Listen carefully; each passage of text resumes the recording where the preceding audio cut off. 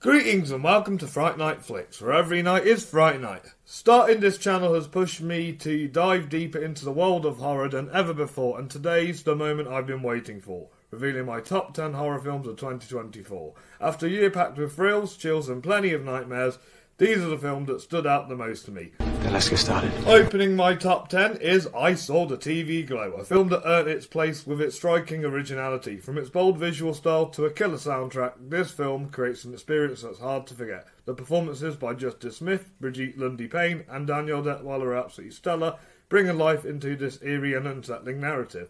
But what really sets this stuff apart is its layered storytelling.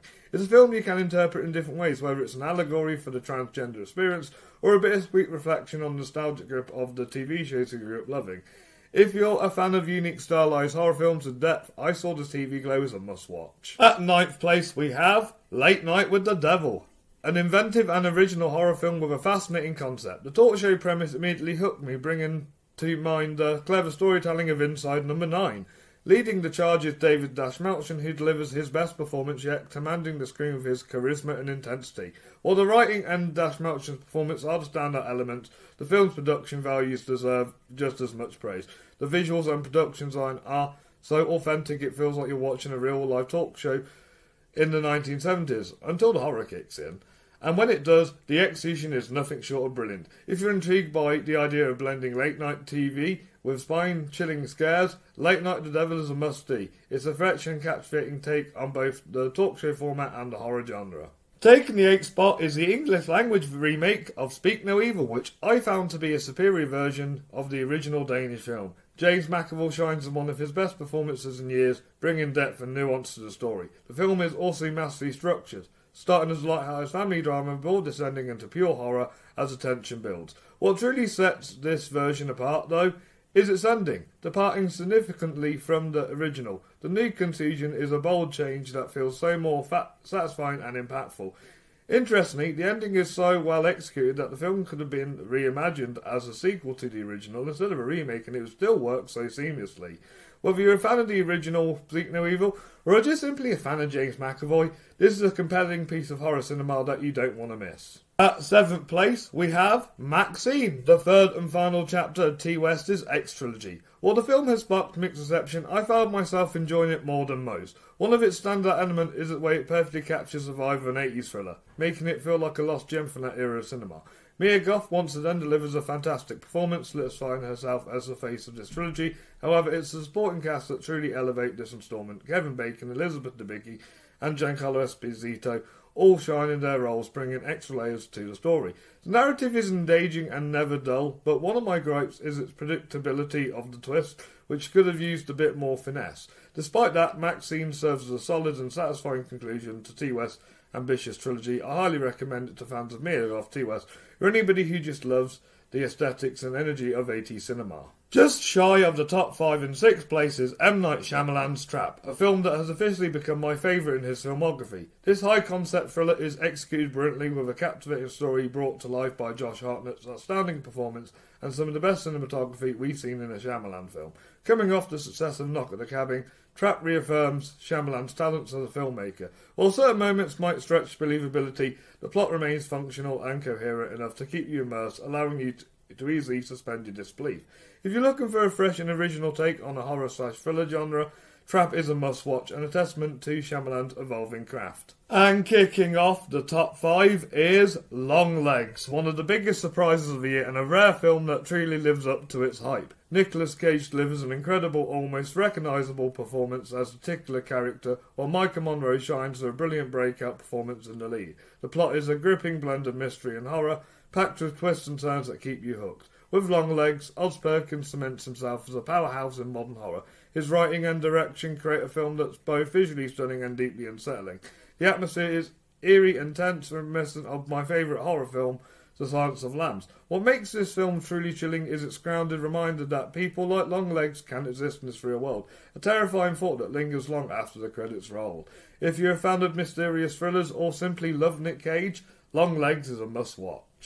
And coming in at number 4, just missing the top 3, is Robert Eggers' Nosferatu, a visually stunning reimagining of the century-old classic. Eggers' direction shines through in every frame with breathtaking cinematography, incorrect costume, immersive production design, and a haunting scouser that puts you deep into its eerie tale. While I do appreciate the story and appreciate the strong ensemble cast, I did have a couple of reservations. The pacing felt sluggish at times, which occasionally pulled me out of the experience, and Lily Rose's depth performance lacked variety, with her expressions feeling repetitive in nearly every scene.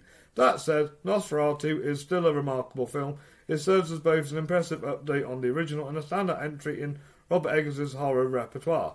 While I had hoped this would crack my top 3, it just missed the mark, leaving me slightly underwhelmed. But it's undeniably a gothic triumph worth seeing. Before I reveal my top 3 picks, I just want to remind you all to give this video a like and subscribe to Fright Flix so you don't miss a single scare. Also remember to follow us on social media. We're on Facebook and we're on Blue Sky, so make sure you follow us on those so you stay updated on all things spooky. What are your top 10 horror films of the year? You let me know down below and I'll get right back to the list. It's better. Taking the bronze spot is The Piano Lesson, the third August Wilson play to receive a cinematic adaptation, and what a phenomenal adaptation it was. I didn't expect this story to veer into horror territory, but it does so masterfully. Hats off to Malcolm Washington for delivering an outstanding debut film that seamlessly blends drama with chilling suspense. The performances are exceptional across the board. John David Washington, Samuel L. Jackson and Danielle Deadwyler each bring incredible depth to their roles, breathing life into Wilson's rich layered characters. The production values elevate the film, making it feel more cinematic than previously adaptations of Wilson's work. What really sets The Piano Lesson apart is how its ghost tales and supernatural undertones add to the eerie, unsettling atmosphere. The story keeps you hooked from start to finish, with the horror element amplifying its emotional and thematic depth. One of the year's biggest surprises, The Piano Lesson is a horror drama film that's not to be missed. If you had Netflix, make sure you give this one a watch. It's an unforgettable experience. My runner-up is A Different Man, a phenomenal film that turns the concept of a life-changing operation into a haunting, deranged nightmare. This movie features the best acting I've seen all year, with Sebastian Stan delivering a career-best performance and Adam Pearson stealing the show from the moment he appears on screen. Aaron Schimberg's storytelling is utterly captivating, weaving themes and conflicts into a mesmerising narrative. His direction gives the film a distant style, blending genres with moments of surrealism that makes it unforgettable. While the heart of the story lies in its drama core, the horror elements are seamlessly woven in, enhancing its emotional impact. The film feels like a brilliant blend of Terry Gilliam's surrealism and Pedro Almodovar's gritty melodrama. A Different Man is easily the most underrated film I've seen all year, far superior than the other Sebastian Stan film of 2024 we don't need to mention here. It's a masterpiece flying under the radar, and I hope spotlighting it on this channel will give it the recognition it truly deserves. And taking the top spot as my number 1 and the best horror film of 2024 is The Substance, which is also my favourite film of 2024. As a fan of body horror, for its ability to be both macabre and deeply thought-provoking, this film raises the bar for the genre.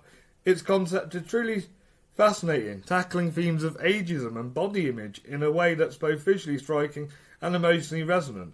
Demi Moore delivers a career-best performance in what I could only describe as her stunning comeback. Margaret Qualley shines every time she's on screen, and Dennis Quaid nails the role of a sleazy, representable executive you love to hate. In addition to the stand-up performances, The Substance boosts a sharp screenplay and marks Coralie Fujit's arrival as an exceptional director. Her visual storytelling is impressive, evoking the cinematic genre of Stanley Kubrick's work. However, it's the hair, makeup and special effects team who truly brought Fujit's vision to life, creating some of the most disturbing and unforgettable imagery of the year. The Substance stands out as the best horror film of 2024, breaking barriers, revitalising the career of an acting legend, and setting a new standard for body horror. This is essentially a must-watch for all horror fans. It was perfect. Perfect. Everything, down to the last minute details. And that wraps up my top 10 films of 2024 in the horror genre. Thank you all for watching today's video. Please make sure you check out all my past reviews to see a more deeper dive on this film, and I'll be back soon to rank all the horror films I saw in 2024 that were released in 2024. But until then, keep the chills alive, and as always, stay spooky.